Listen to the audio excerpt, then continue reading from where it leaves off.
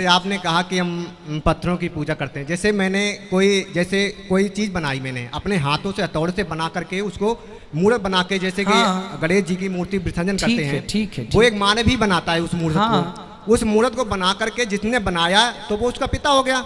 ठीक है। और उसी के सामने जैसे मेरा बच्चा है, हमने उसको जन्म दिया, मेरे सामने होगा, अब वो बड़ा होकर हम उसके। हेलो गाइस, अस्सलाम वालेकुम, welcome to my new video. आज की इस वीडियो में आप देखेंगे कि इंडियन हिंदू पंडित अनिरुद्धाचार्य से एक लड़का सवाल करता है कि गुरुजी, हम जो मूर्तियां अपने हाथों से बनाते हैं, हम उनको क्यों पूजते हैं। तो चलिए सुनते हैं इसने क्या जवाब दिया, और आखिर में डॉक्टर जाकिर नाइक का जवाब भी सुनते हैं। उन्होंने जो है हिंदुओं की किताबों के हवाले देकर जो है समझाया है। तो गाइज, आपसे मेरी एक गुजारिश है कि मैंने ये न्यू चैनल बनाया है, आप लोग मेरी थोड़ी हेल्प करें, मेरे चैनल को सब्सक्राइब करें। चलिए वीडियो स्टार्ट करते हैं। जैसे आपने कहा कि हम पत्थरों की पूजा करते हैं, जैसे मैंने कोई चीज़ बनाई, मैंने अपने हाथों से हथौड़े से बना करके उसको मूर्त बना के, जैसे कि गणेश जी की मूर्ति विसर्जन करते हैं, ठीक है। वो एक मानव ही बनाता है उस मूर्त को। उस मूर्त को बना करके जिसने बनाया तो वो उसका पिता हो गया। ठीक है। और उसी के सामने जैसे मेरा बच्चा है, हमने उसको जन्म दिया, मेरे सामने होगा, अब वो बड़ा होकर हम उसके पैर छूंगे क्या। माता भगवान है, पिता भी भगवान है। जब आपको कल के बच्चे होंगे कल, तो छोटे छोटे जो बच्चे होते हैं ना, वो बच्चे कौन हैं? वो भी भगवान है। इसी प्रकार बेटा ऐसा है कि पहले माँ में भगवान को देखो, पिता में भगवान को देखो, फिर धीरे धीरे सब में ही भगवान को देखो, फिर पत्थरों में भी भगवान को देखो। यदि जड़ चेतन वस्तु में आपने ईश्वर को देख लिया, जिसने अपनी माँ के अंदर भगवान को देख लिया, जो इंसानों में भगवान को देख सकता है, वही पत्थर में भी भगवान को देख सकता है। जो इंसानों में भगवान को नहीं देख सकता, वो पत्थर में भी भगवान को नहीं देख सकता। उसी तरह तुम भी भगवान हो, ये भी भगवान है, तुम्हारे बच्चे भी भगवान है, तुम्हारे घर में जो पेड़ लगा है वो भी, तुम्हारी गौ माता, तुम्हारी बकरी, सब ईश्वर है। वो तो एक ईश्वर अंदर, जो सबके अंदर बैठे हैं, परमात्मा। जैसे साइंस की भाषा में कहा जाए तो एनर्जी है ना, ऊर्जा एनर्जी है। तो आप एनर्जी कहेंगे, हम उसे ईश्वर कहेंगे, परमात्मा कहेंगे। तत्व एक है, कहने के अर्थ दो है। आपने बिल्कुल सही फरमाया कि हिंदू धर्म ने हिंदू ये समझते हैं कि जब पत्थर को पूजते हैं तो एनर्जी, आपने साइंस के बारे में कहा एनर्जी है, आपके इसमें एनर्जी, मेरे इसमें, मैं एनर्जी के बारे में बिल्कुल मुझे कोई इख्तिलाफ नहीं है, एनर्जी है। लेकिन ये कहना कि ये एनर्जी अल्लाह है, ये एनर्जी खुदा है, ना कुरान में लिखा है ना वेद में लिखा है। पॉइंट नंबर 1, ये आपकी गलत फहमी है कि ये एनर्जी खुदा है। कुरान में लिखा है कि उसके जैसा कोई नहीं है, there is nothing like it, वलम यकुल लहू कुफुवन अहद, उसके जैसा कोई नहीं है। यही चीज बाइबल में लिखा है, there is nothing like unto it in the heaven above, in the earth beneath, in the water beneath the earth. भगवान के जैसा मुमकिन ही नहीं, कोई भी चीज आसमान में हो, धरती पे हो, जमीन पे हो, ना कंकर, ना पत्थर, ना मूर्ति। वो ही लिखा है वेद में, न तस्य प्रतिमा अस्ति, उस भगवान का कोई अक्स नहीं, कोई पेंटिंग नहीं, कोई फोटोग्राफ नहीं, कोई मूर्ति नहीं। तो ये लिखा है धार्मिक किताबों में। लेकिन धर्म के मानने वाले अपनी आसानी के लिए तब्दील कर रहे हैं। मिसाल के तौर पे आप सपोज बिजनेसमैन हैं, आप एक कंपनी के मालिक हैं, आप एक अपना पुराना उसूल, किस तरीके से कंपनी चलना चाहिए, उसूल से चलते आ रही है। आपके कोई नई मैनेजर आते, उसूल को बदल देते, आपके उसूल के खिलाफ काम करते, बोलते क्या ये और बेहतर होगा, इससे मुनाफा ज्यादा होगा। आपके उसूल है कुछ, आपके उसूल होंगे कि मैं ईमानदारी से काम करूं, आपके मैनेजर के उसूल होंगे ईमानदारी को छोड़ो, पैसे ज्यादा कमाने का। आपको जब पता चलेगा आपका मैनेजर आपके उसूल को तोड़ रहा है, बोलेगा मालिक ज्यादा पैसे मिलेंगे, रिश्वत दो। आप उससे सहमत है? आप बोलेंगे ज्यादा पैसे छोड़ो, मिलते क्या नहीं मिलते, रिश्वत देना हराम है। तो इस तरीके से अल्लाह ताला ने बुनियादी बातें कह चुकी है किस तरीके से उस ईश्वर की इबादत करना। अभी इंसान अपनी गलतफहमियों में अल्लाह ताला खुदा ईश्वर की बात छोड़ के खुद के तरीके से इबादत करने लगते हैं। और हम क्या कर रहे, उस अजीम खुदा को गाली देते हैं। हम कहते हैं कि खुदा ने बेटा जना, अस्तगफुरुल्लाह। हम खुदा को उस मूर्ति में ले आते हैं। जब लिखा हुआ है श्वेताश्वेतर उपनिषद में, यजुर्वेद में, नातस्य प्रतिमा अस्ति, उस ईश्वर की प्रतिमा नहीं है, हम मूर्ति बनाते हैं। मिसाल के तौर पे अगर मैं किसी को मदद करता हूं और अगर वो शख्स मुझे जानता नहीं जाकिर कैसा दिखता है, मिसाल के तौर पे श्रीलंका में मैं एक स्टूडेंट को मदद करता हूँ, रोज़ 10,000 रुपये भेजता हूँ, उसको पता नहीं जाकिर के साथ क्या करता है, वो कॉकरोच बनाता है, कॉकरोच, और रोज़ सुबह को बोलता है जाकिर शुक्रिया। जब मुझे पता चलेगा उसने मुझे कॉकरोच बनाया, क्या मुझे खुशी होगी? भले वो मुझे कुछ खाली दिल में कहता जाकिर शुक्रिया, काफ़ी है, शुक्रिया नहीं भी कहता था चल जाता था, लेकिन मुझे कॉकरोच बनाया, इंसान से कॉकरोच बनाया।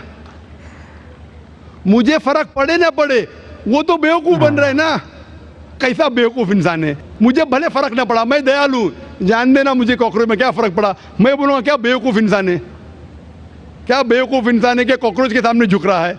तो इसी तरीके से खुदा ने हर मजहबी किताब में दिखाया हुआ है किस तरीके से उसकी इबादत करें, किस तरीके से उसकी बात माने। हम आते हैं और अपने तरीके से सोचने लगते हैं एनर्जी इज गॉड। कहाँ नहीं लिखा एनर्जी इज गॉड? आपने बिल्कुल आपके सवाल का जवाब खुद आपने दिया। आपने एक मिसाल दी कि हिंदू लोग कहते हैं नमस्ते। नमस्ते का लफ्ज किधर से आता है आपको शायद पता होगा। नमस्ते आता है इदम नममे से।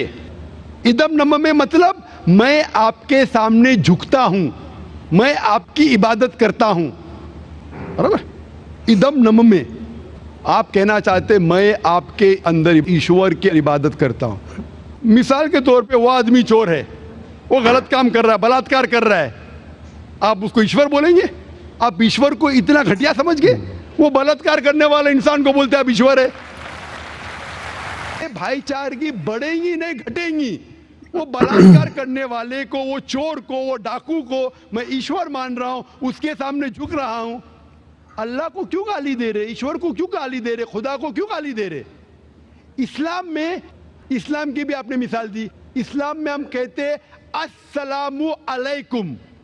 अल्लाह ताला से फरमाते इस इंसान पे सलामती दे।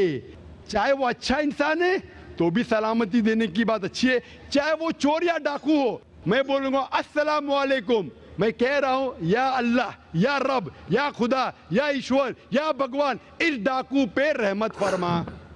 कुछ बुरी बात है ना? मैं अल्लाह को गाली दे रहा हूं, उसके लिए दुआ दे रहा हूं कि तू गलत काम छोड़ और सही रास्ते पे आ। अगर मैं उसको खुदा मानूंगा तो खुश हो जाएगा, वो और चोरी करेगा, वो और बलात्कार करेगा।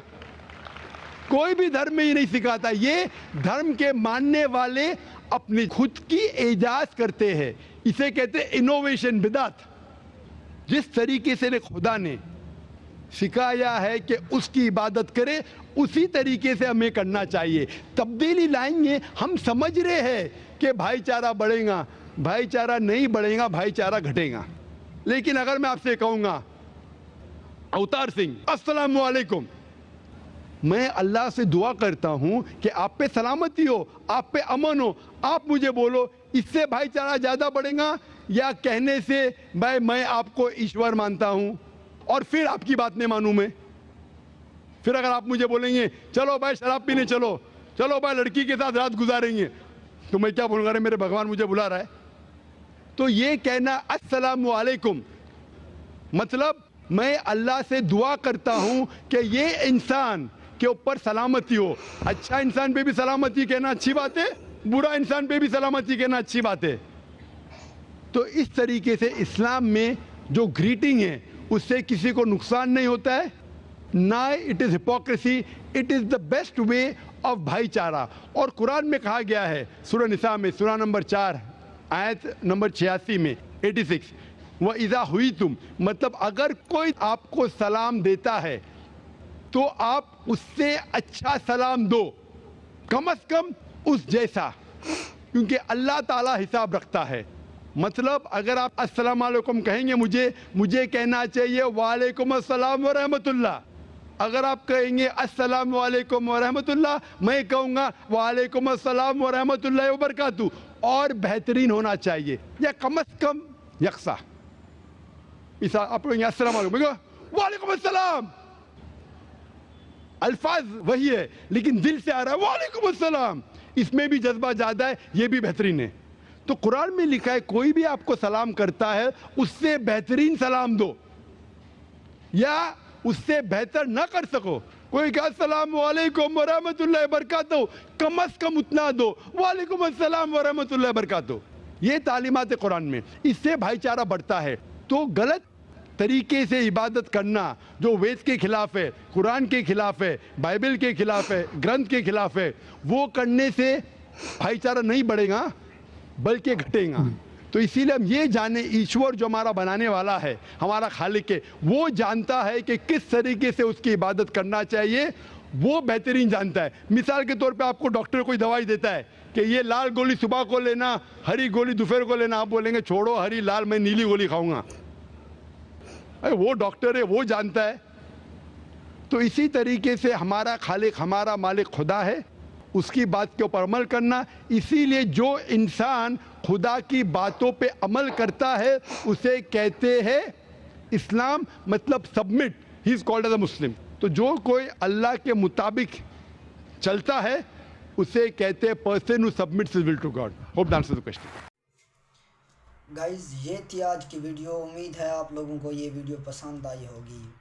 तो गाइज़ जैसा कि आपने सुना है, पंडित कह रहा था कि आप भी भगवान हो, जो मामा भगवान है, आपका बच्चा भगवान है, सब भगवान भगवान। ये पता नहीं इन जहल हैं, इनको पता नहीं है, या फिर बस हर चीज़ को भगवान ही बना रहे हैं। तो नाजरीन, आज डॉक्टर जाकिर की बातों से मुझे बहुत ही खुशी मिली, बहुत ही जो है इल्म हासिल हुआ। उम्मीद है आप लोगों को भी ये बातें अच्छी लगी होंगी।